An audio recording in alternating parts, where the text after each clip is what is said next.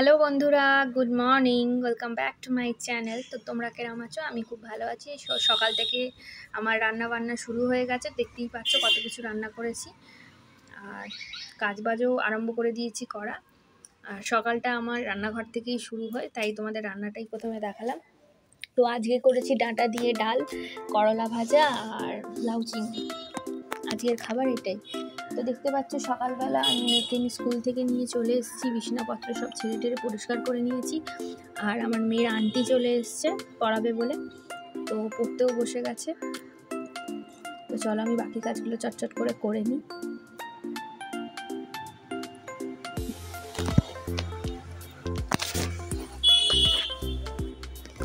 তো অনেকদিন তোমাদের সঙ্গে ডেলি রুটিন শেয়ার করিনি, তো আজকে করছি। তো চলো তোমরা দেখতে থাকো। তো দেশ থেকে আসার পর থেকে অনেক কাজকর্ম পড়ে গেছিলো, যেরকম জামা কাপড় কাচা, ঘর পরিষ্কার করা, মানে এক সপ্তাহ ঘরে ছিলাম না, ঝুল টুল পড়ে মানে ঘরের দফা রফা হয়ে গেছিলো। তারপরে ছোটো মেয়েটারও শরীর ভালো না, যেদিন থেকে এসছে শরীরটা খুবই খারাপ, পটি করছে। তো ভাবছি একটুখানি ডাক্তারের কাছে নিয়ে যাব। তো সকালবেলা টাইম হয়নি নিয়ে যাওয়ার জন্য, তো দেখি কখন নিয়ে যাই, বিকেলবেলাই হবে, তো নিয়ে যাব। তো বারবার ঘ্যান করছে, জানো তো, বাচ্চার শরীর খারাপ হলে মানে কোনো কাজই করতে দেয় না। আর আমার সঙ্গে ঘোরাফেরা করছে।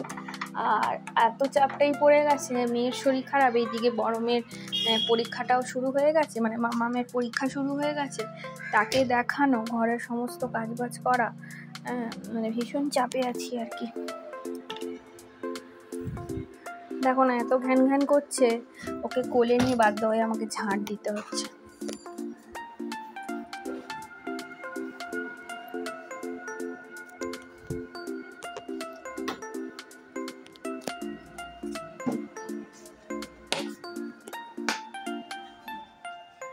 তো এইটা হচ্ছে শাশুড়ির ঘর, আর এখানে যাবতীয় চাল, আটা, মানে যাই হোক গ্রসারি, ঘরের যত সব মাস কাবারি যে গ্রসারি থাকে সেখানেই আমি সব জিনিসপত্র রাখি। তো মেয়ে ওখানে বসে হাই করছে ক্যামেরায় দেখে, আর আমি চাল নিচ্ছি, বেলায় ভাতটা বসাই। তোমার দাদাভাইয়ের জন্য আলাদাভাবে আমি ভাতটা করে নিই, আর বেলায় আমাদের জন্য করি, কেন মেয়েরাও খায়, ওরা ঠান্ডা ভাতটা খেতে চায় না। আর বাচ্চাদের একটু সদ্য ভাত খাওয়ানোই ভালো। তাই জন্য এই যে দেখতেই পাচ্ছেন চালটা ধুয়ে নিচ্ছি।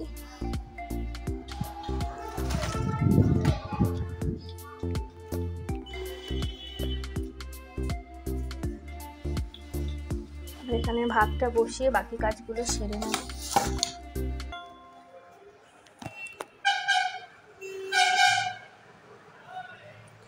আর জানো তো, আমি দেখেছি আমার সঙ্গে এটা হয়, আমি যতই গুছিয়ে কাজ করার চেষ্টা করি, আর আমাদের ঘরের কেউ না কেউ আমার খোঁজ ধরবেই যে এইটা হয়নি সেটা হয়নি, যতই গুছিয়ে কাজ করার চেষ্টা করি, মানে কিছুতেই আমি মন পোষাতে পারি না। কেন কি জানি এটা আমার সাথে হয়।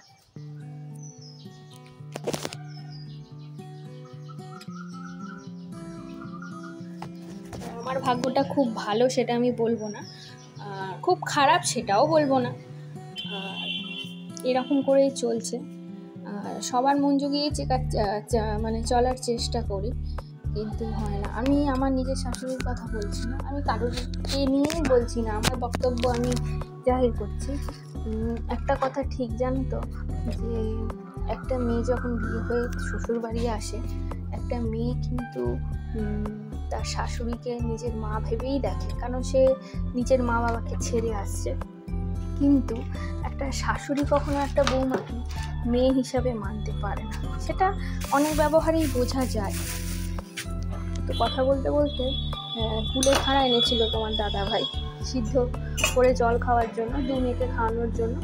তো আমি এখানে কেটে নিচ্ছি কাঁচি দিয়ে, আর কুলেখাড়াগুলো যেহেতু একটু বড় হয়ে যাওয়ার জন্য অনেকটা কাটা হয়ে গেছে, তো কাঁটাগুলোর জন্য কাঁচি দিয়ে কেটে নিচ্ছি। আর মেয়েকে বলছি যে তুই হাত দিস না, তো হাতেও ফুটে যাবে। তো যেটা বলছিলাম যে ওইটাই, যে তুমি যতই শ্বশুরবাড়িতে এসে সব লোককে আপন করে নেবে, কিন্তু তোমাকে আপন করতে কিন্তু ওদের অনেকটা টাইম লেগে যাবে, বা নাও আপন করতে পারে, পর করেই রেখে দেবে।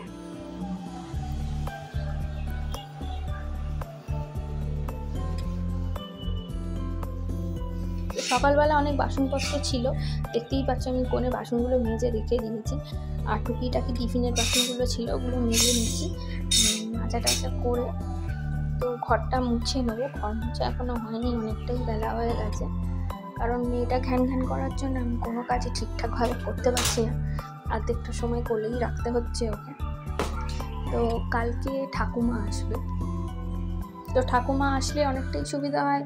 যেরকম বলতে, মেয়েকে স্কুল থেকে আনার সময় মেয়েকে আর আমাকে গরমের মধ্যে নিয়ে যেতে হয় না, মানে মিষ্টুকে নিয়ে যেতে হয় না। বা একটা বাচ্চাকে নিয়ে যাওয়া আবার একটা বাচ্চাকে আনা খুবই কষ্টের ব্যাপার, সেটা তোমরা যারা করো তারা বুঝবে। আর অনেকের একটা থাকে, আর আমার তো দুটো বাচ্চা, আমার তো বেশি কষ্ট হবে, তাই না? তো আমার কষ্টটা আমি বেশি করে দেখাচ্ছি না, বলছি জাস্ট মানে কষ্ট হয় সেটাই বলছি। আর এই কষ্টর জন্য না কেউ বোঝে না, এমনকি ঘরের কিছু কিছু লোক আছে তারাও বোঝে না যে দুটো বাচ্চা নিয়ে থাকে। হ্যাঁ, অনেক কাজকর্মই একা হাতে করতে হয়, হেল্পিং হ্যান্ড বলতে কেউই নেই। শ্বশুরবাড়ির লোকরা তো বোঝেই না।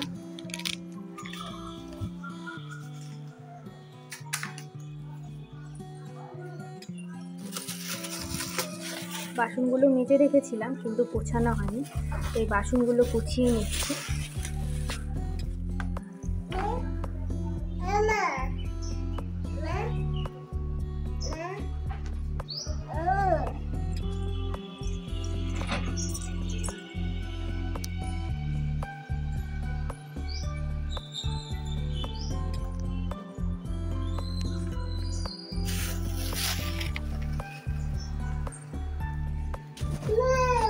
একটা ভিডিও আমি পোস্ট করেছিলাম, কিন্তু ওই ভিডিওটা কেন জানি মানে আপলোড হয়েছিল। এর আগে একটা আমি ভিডিও পোস্ট করেছিলাম, তো ভিডিওটা আপলোড হয়েছিল কিন্তু ইউটিউব ওটা রিজেক্ট করে দেয়। কিন্তু কেন করে দেয়, কিসের জন্য করে দেয়, আমি সেটা বুঝতে পারলাম না। তো যাই হোক, আমি অ্যাপিল করেছি যে আমি কোনো ভিডিওতে ভুল করিনি। এবার ওরা দিয়েছে যে আমি 72 ঘন্টার মধ্যে খবর দেবো, মানে মানে জানাবে। যদি জানায় তাহলে ওটা পোস্ট হবে, না হলে ওই একই রকমভাবে থেকে যাবে। তো যাই হোক, তো আরেকটা ভিডিও তোমাদের জন্য বানালাম। আর একটা ভিডিও কিন্তু বানাতে অনেকটাই সময় লাগে। একটা ভিডিও বানানো, তাকে এডিট করা, তার ভয়েস ওভার দেওয়া, তার থাম্বনেল বানানো, মানে যারা বানাও তারা ভালো করেই জানে যে কতটা কষ্ট করে এর মধ্যে কিন্তু অনেক পরিশ্রম আছে। একটা ভিডিও বানাতে কিন্তু ভীষণ পরিশ্রম আছে।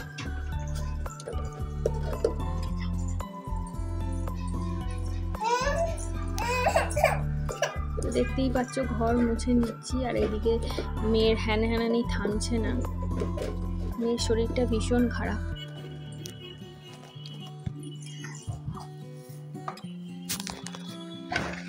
তো এই যে আমার ভাঙা আলমারি তোমরা দেখতেই পাচ্ছ, আর এটা সারাবো করে না, সারানোই হচ্ছে না। কি জানি কবে সারাতে পারবো সেটাও জানি না, কেন এর পেছনে অনেকটাই খরচার ব্যাপার আছে। যাই হোক, কোনো রকমে জোড়া তাপ্পি দিয়ে রেখে দিয়েছি।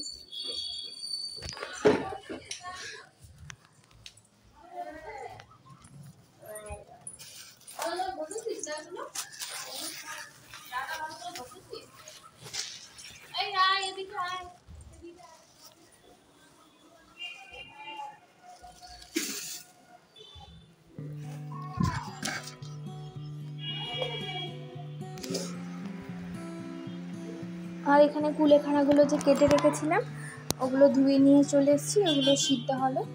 আর এইটা আমার শাশুড়ির ঘর, দেখো জামা কাপড় কেচে কুচে দেশ থেকে যেরকম এসেছিলাম সব গাড়ি হয়ে আছে, এগুলো আর গোছানো হয়নি, মানে গোছানোর আর সুযোগ পাইনি। কিছুটা গুছিয়েছি, আবার কিছুটা আছে, তো এগুলো ভাবছি গুছিয়ে নিই।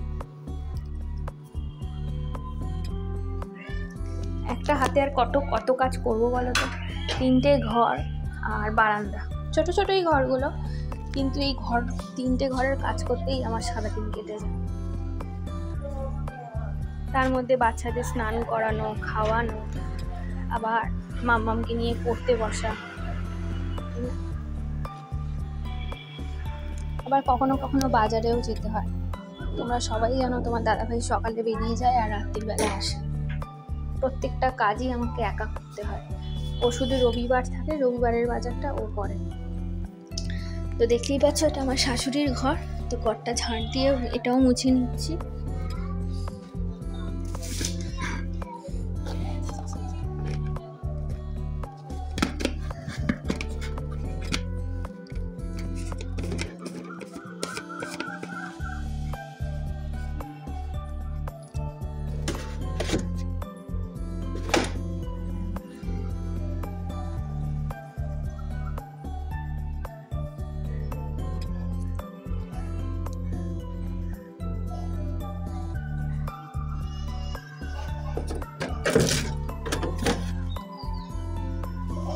তো এখানে ভাতটা হয়ে গেছে, ভাতটা গালিয়ে নিচ্ছি।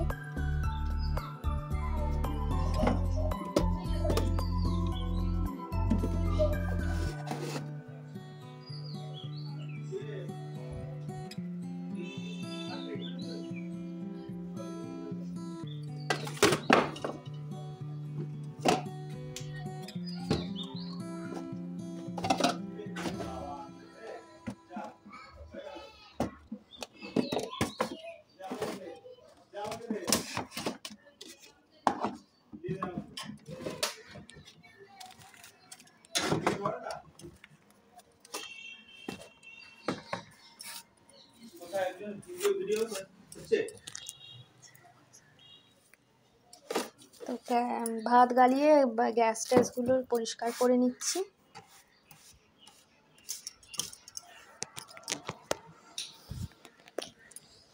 তো এইখানে 2 মিনিট স্নানও করে দিয়েছি 2 মিনিটে। তোমাদের সঙ্গে আমি একটা জিনিস শেয়ার করব। তো আমি কিন্তু খুবই সাবান গায়ে খুব কমই মাখি। তো এইটা 1 চামচ চাল গুঁড়ো আর 1 চামচ বেসন আর ক্লিনিক প্লাস শ্যাম্পু। হয়তো তোমার অবাকই হবে, কিন্তু এই রেমেডিটা তোমরা ইউজ করে দেখবে, তোমাদের গায়ে থেকে যত সব ডার্ট, পলিউশন, তারপরে ট্যান অনেকটাই রিমুভ হয়ে যাবে। আর তাহলে কি দিলাম, 1 চামচ চাল গুঁড়ো, 1 চামচ বেসন আর শ্যাম্পু আর একটুখানি জল দিয়ে ভালো করে এটা আঠা আঠা মতন পেস্টটা বানিয়ে নেবো, একটু চ্যাটচ্যাটে ধরনের। তো এইটা সারা গা ভালো করে মেখে রোগড়ে স্নান করে চলে আসবো। এটা কিন্তু ভীষণ স্ক্রাব, একটা খুব ভালো স্ক্রাব বলতে পারো। আর ক্লিনিক প্লাস শ্যাম্পু কিন্তু খুব ট্যানিং পরিষ্কার করে। তোমরা হয়তো ভাববে ক্লিনিক প্লাস শ্যাম্পু তো মাথায় মাখে, হ্যাঁ, কিন্তু ট্যানও কিন্তু খুব ভালো যায়। তোমরা কোনোদিন ওটা ইউজ করে দেখে বলবে। সপ্তাহে কিন্তু আমি এটা 2 বার করি। তো আমি করছিলাম, তাই তোমাদের সঙ্গে একটু শেয়ার করে নিলাম। তো যাই হোক, আমার স্নান হয়ে গেছে, তো আমি এবার পুজো দিতে চলে এলাম। তো ঠাকুরকে পুজো দিয়ে দিয়েছি, আর পুজো দিয়েই মেয়েদের খাইয়ে দেব। আর আজকে না অনেকটাই বেলা হয়ে গেছে, কারণ মেয়ে এত জ্ঞান করছিল, ওকে কোলে কোলে নিয়ে নিয়ে কাজ করতে করতে, তাই কাজগুলো ঠিকঠাকভাবে সময় মতন হয়নি। ওই জন্য অনেকটাই বেলা হয়ে গেছে।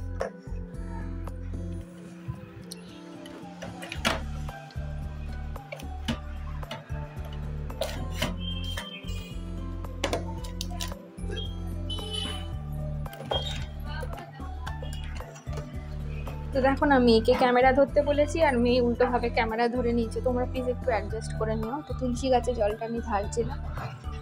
তো দেখো আমি ফাইনালি পুজোটা দিয়ে দিয়েছি, এবার মেয়েদের খাইয়ে দেবো।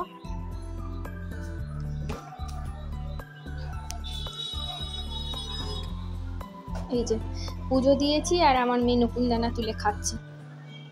ও রোজ ঠাকুরের যে মিষ্টিগুলো দিই ও তুলে তুলে খায়। তো মেয়েদেরকে খাওয়াতে বসে গেছি। ও শরীরটা যেহেতু ভালো না, খেতেও চাইছে না, ঘ্যান ঘ্যান ঘ্যান ঘ্যান করছে।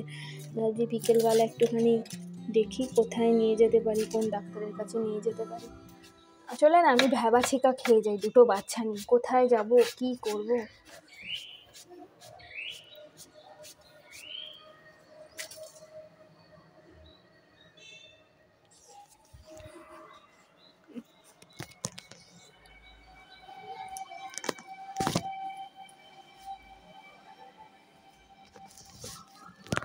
তো এটা বিকেলবেলা 5টার সময় বেরিয়ে পড়েছি মেয়েকে নিয়ে, আর যাচ্ছি আমাদের জেনারেল হসপিটালে, মানে সামনেই।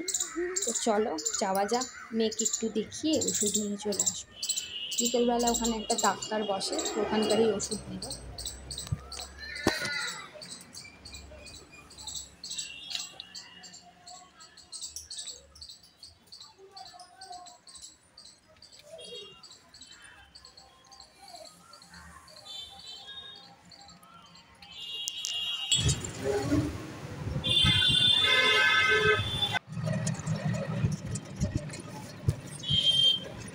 তো দেখতেই পাচ্ছ আমি টোটোতে উঠে গেছি। আর আমাদের হসপিটালটা আমাদের ঘর থেকে প্রায় 15 মিনিট টোটো করে গেলে, আর হেঁটে হেঁটে গেলে 20 মিনিট, 20-25 মিনিট লাগে, কেন অনেকটা ভেতরে, কিন্তু বলতে গেলে কাছে। তো দেখতেই পাচ্ছ আমাদের জেলা হসপিটালের মধ্যে আমি এমার্জেন্সিতে যাবেন, হ্যাঁ দেখাবো যেহেতু এমার্জেন্সিতে, তো ওই দাদাকে বলছিলাম যে এমার্জেন্সিতে যেতে।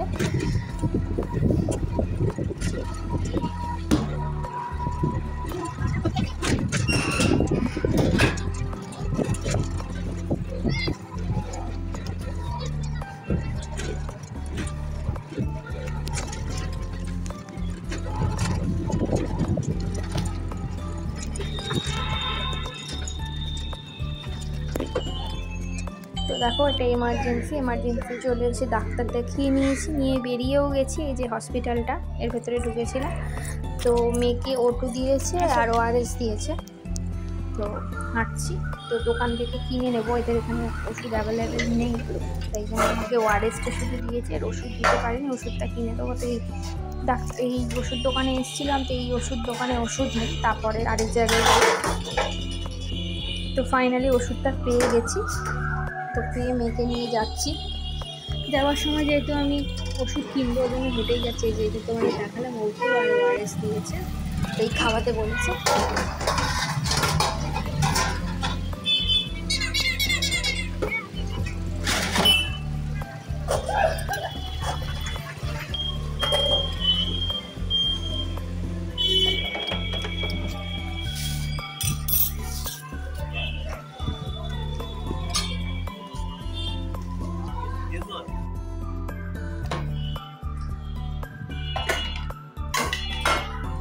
সিঁড়িতে উঠছে হাত দিয়ে দিয়ে,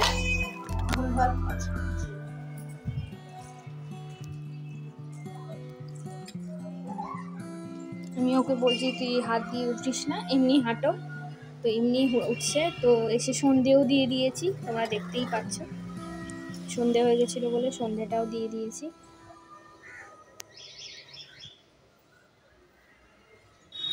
তো চলো, ভিডিওটা ভালো লাগলে লাইক সাবস্ক্রাইব করবে আর শেয়ার করতে ভুলো না, আর নোটিফিকেশন ঘন্টিটা দিয়ে রাখবে। তো টাটা বাই বাই, পরের ব্লগটা খুব তাড়াতাড়ি আছে। তো 2 মেয়ের এখন নাচ চলছে। তো টাটা বাই বাই।